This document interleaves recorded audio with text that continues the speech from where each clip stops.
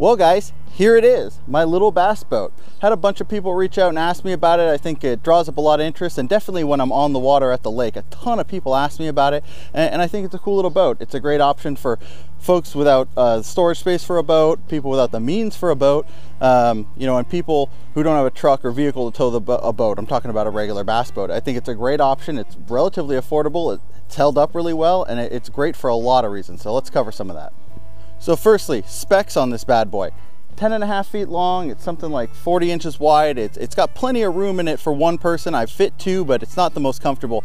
It's super stable. I'm a big guy. I don't have the best sea legs, but I'm very rarely ever in danger in this thing. You know, I stay to small waters, obviously, but you know, even in big waves and stuff, I can kneel down and I don't have any issues. It's never going to be a proper bass boat, but you know, it does a really good job. It's a lot more stable than a canoe or most kayaks are, and a lot more room. The reason I picked this over a kayak was that I wanted to be able to stand all the time. I wanted to be able to you know, reach the spots I wanted to reach. I wanted to have the height advantage. I didn't want to ever really be sitting down, you know, unless I really wanted to. The second reason was I wanted a motor on it. I wanted to have a trolling motor. I didn't want to have to pedal around or paddle around, and this is what that allows me to do. And honestly, it's cheaper than, you know, a real fishing kayak is. It's about the same price as the Bass Pro Shop's regular kayaks or for fishing kayaks.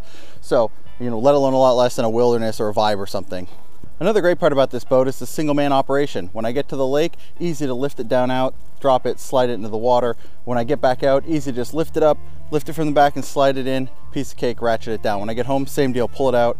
And then for me, it's great because I don't have the storage space for a boat. So I'm able to flip this thing on its side, and it's only yay big in my garage. I can slide it right in, no problem. It's 150-ish pounds. I leave the seat in it, so probably 152. And since you're only lifting half of it at a time, it's generally really easy. It slides around really easy, and it's held up really well so far to sliding around all the time on the gravel and dirt and rocks. Now obviously with a boat this small, storage is a little bit tight. However, as you can see, I have plenty of room. I've kind of slowly trimmed down over time how much stuff I bring, and I plan on trimming down even more next year. I can easily fit 6 rod and reel combos. It's not too bad. If I try and go over 6, I end up losing one in the lake. I end up dropping over the sides. It's a little tough. It does have these textured sides with cup holders and trays and stuff, which is kind of nice for, you know, holding drinks and keeping things organized, but not too great for putting rods in. I would almost rather just a straight flat basin on either side. Nobody really uses rod holders, you know, when you've got 6-7 combos in the boat, so it does need to be a little bit of finagling to keep them in there safely. As you can see, there is plenty of room inside this thing. I'm a pretty big guy, but you know, left with lots of floor space. This is how I have the thing set up right now. Come spring, this is going to look entirely different. I'm going to do a few mods to it, and I'm going to cover that in the winter. So front to back, since I do have it currently set up with the rear trolling motor, the front is storage, keep my extra oar there, tackle bag, my bin with assorted tackle, my camera gear, rain gear, etc. And then the seat with the required PFD. Generally with the seat, I roll with it flipped up and my tripod camera on there. I'm gonna go to a big tripod in the spring. And then I use these rubbery mats. We actually bought them for the bottom of our tents, but they worked out really good. They're kind of the professional stuff you stand on. It kind of reduces the strain on my legs. It gives me a little bit better grip. The floor of the boat is kind of this beveled, so the water will roll back and you won't have to stand in it. But draining's a little hard. There's one little plug, but it's an inch up. Running my little boat, a 55 pound Minn-Kota Enduramax. It's a great little motor as far as hand controlled trolling motors go. It's got a variable control, so it saves battery. Powering that, I've got a Group 24. It's just a Walmart EverStart Max battery. It's held up pretty well. I have it inside the Minn-Kota Battery Center. This allows me to keep it sealed, keep it in one place, have a constant tester for how much battery's left, and gives me a convenient port hookup for the cabling. In my boat, I'm running this little Lowrance Hook 4. It does the job. I would like to have something bigger and better, but for the small water I fish, it does pretty well. I always carry an anchor. One of the downsides to this boat is that it's a light plastic boat. It's square. I call it a raft, and you get blown around in the wind a lot. Now, that is one of the main downsides to this boat, is that it is a big square plastic raft. It's light. It's square, it's a pontoon, which I'll show you in a minute. I'll probably show a clip underneath of the pontoon. So it's very stable, but even the littlest bit of wind will send me drifting all over the place. Boat, waves, everything. So it's a little bit tough to manage. So especially with a little motor and no foot control trolling motor. So I keep the anchor. I anchor a lot. I fish a lot of shallow water. I anchor down so I can fish an area, pick it apart, lift the anchor, move on, so on and so forth. It helps save battery as well. Again, if you've watched my videos, you've seen, you know, I don't really have much trouble in this boat right now. I mean, calm water, but I'm rocking it. I'm not really having any issue. And you can see how little it does rock when I do this. It's pretty darn stable. The two pontoons really help there. Doesn't help with speed, doesn't help with staying straight, that's for sure, but it definitely helps with stability, which is one of the big reasons I bought this boat. Again, I do not have the best sea legs. Oh man, I am sure Fishing the Odds will tell you how bad I am with balance.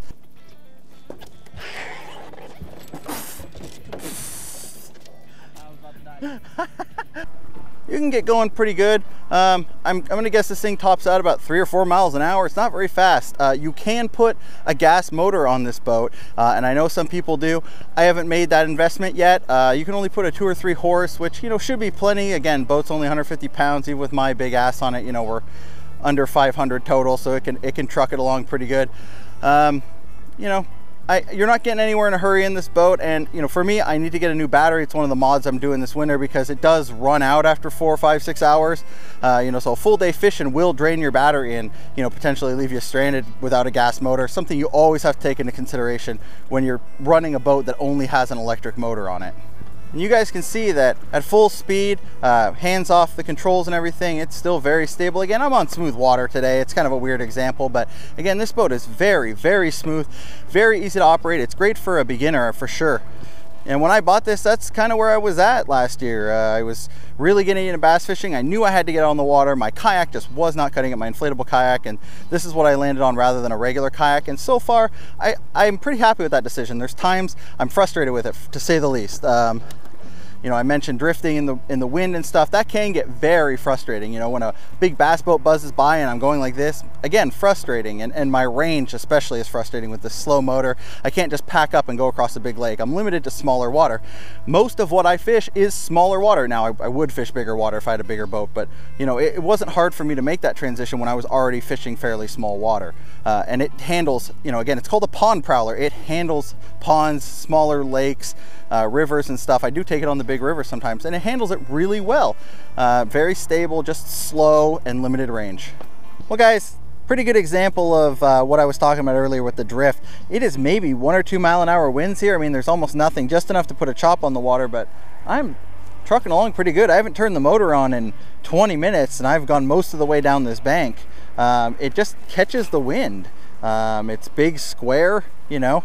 I'm standing up in it, you know, that doesn't help. So it just goes. So the anchor is a must, and if you fish somewhere that's windy, you know, you got to manage it.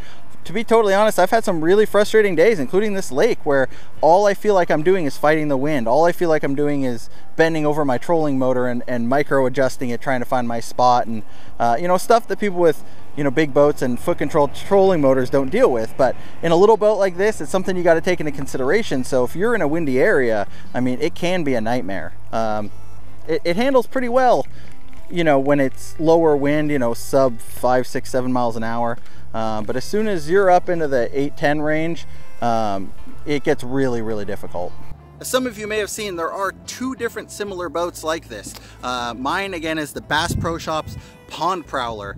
You can buy it at Bass Pro Shops or Cabela's now. I've seen them at both, same company obviously. And then there is the Pelican Bass Raider, or whatever they're calling it now. Now, they're similar but different. I believe my boat is made by Pelican still. I'd have to check the title, but the Bass Raider, for me, it's an older boat. It's similar proportions, but it's narrower, and it's definitely narrower in the part where you stand as a person. Otherwise, it's fairly similar. I chose the Pond Prowler on purpose, A, because I was able to find it more easily at my Bass Pro, and B, because I liked the extra little bit of space in here. It does feel quite a bit more spacious. I fished out of both. They're fairly similarly stable. If anything, I think the Prowler's a little more stable, and the Bass Raider's a little more stealthy, but I specifically picked the Pond Prowler personally because I liked it more. Well guys, hope you got a better feel for this boat so far. A few more things to cover. Again, it is plastic, which helps keep it light. It's not indestructible, but you know, I've run it over gravel, I run it into a bunch of stuff, and it's held up really well. The plastic on the bottom is visibly scraped up, but no real structural damage or anything from all the times I've drug it around. That's really nice. Again, it stores really great. Right on its side, I just slide it into my garage. It only takes up like 3 feet, you know, by 10.5 feet. It's really not too bad. Pros and cons to it, you know, pros, obviously, price-wise, I mean, it's $1,000 for the boat, a trolling motor, a battery. I even got a fish finder for under that amount, getting it on sale. So great value. Again, the storage space, it's perfect for folks who just don't have the space for a big bass boat. They can't afford a big bass boat, can't afford insurance and gas and upkeep and everything like me. It's great. I know some people use these, drive cars. They just put them on the roof of their car. I have an F-150, obviously slides in and out really easily, but you can put this on a car. YouTube Fishing Vids is the one who turned me on to this boat, and he puts it on the top of, I believe he has a PT Cruiser or something. Says it's really easy. Cons, again, it's not fast, it's very slow. It's very wide. And so, while it's stable, very stable, you know, it catches the wind, it drifts everywhere, so you're always managing it. If you could figure out a way to put you know, a cheap foot-powered or foot-control trolling motor in here, you could have great control over it. But if not, you're going to be bent over, constantly micro-adjusting, and I've had some days where I've almost rage quit because all I've done is micro-adjust this boat. Or if I'm too deep to anchor, I just, you know, can't buzz around and fish underwater areas. And again, I think it's a nice compromise for those folks who just cannot get a big bass boat for any reason, or even a John boat. Like for me, I just don't have room to even store a John boat, so this thing works out perfectly. And again, despite the cons, overall I like it a lot. I'm gonna upgrade it at some point, and some other person's gonna, you know, get this boat. And I hope everybody can find some way to get out on the water, because you're limiting yourself so much bank fishing. You know, you're missing out on so many good areas, so many inaccessible areas, and any way you can get out, a kayak, an inflatable, one of these boats, a bass boat, any way you can get out is going to be better. So unless I add any more details, guys, I really appreciate it. Please shoot me any questions you have about this boat in the comments. I'll be glad to add them and reply to them. Over the winter, I'm going to be doing some mods to this boat. I'm going to take this motor and turn it around and put it on the front. I'm going to bolt down my fish finder. I'm going to add another battery. This thing does come pre-wired. I forgot to mention that, from the back to the front. So if you want to keep an extra battery in the front, or all your batteries, if you want to have your motor in the front, you can keep the batteries in the back, and it's already pre-wired through the boat. So that's a really nice feature. Anyway, guys, thanks for coming along. Like, subscribe if you haven't already. Just hit 100 recently, and I'm really stoked about that. Hopefully people watching this in a few months look back and go, wow, only 100, but we'll see. Thanks a lot, everybody. Take care.